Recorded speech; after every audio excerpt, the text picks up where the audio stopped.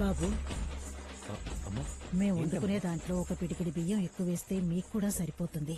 ఆయన వద్దని ఖరాఖండిగా చెప్పేశారు. పర్వాలేదమ్మా, మేము బయట చూసుకుంటామమ్మా. మాకు సాయం చేయడానికని ఈ ఇంటికొచ్చి మీరు బయటికెళ్లి భోంచేస్తానంటే నా మనసుకి బాధగా ఉంది. కాదమ్మా, దసరా కదా, పూజ చేశాను, వచ్చి భోంచేసి వెళ్ళు.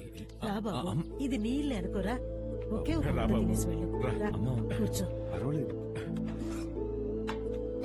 కూర్చో. ఒక నిమిషం. వచ్చేసావా? రేయ్, ఎక్కడున్నావు? మళ్ళీ కావాలి ఇంట్లో.